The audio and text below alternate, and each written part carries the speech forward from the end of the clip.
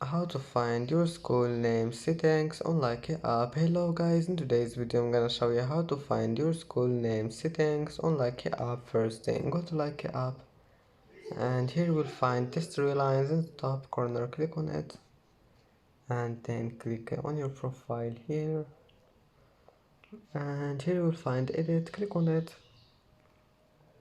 and then just click more information, and here you will find education. Click on it and here we find your school name, and here you can add that. Just type your school name and then click save, and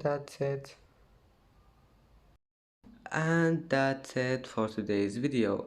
If you like this video, don't forget like and subscribe, and thank you for watching this video until the end. And now see you in the next video.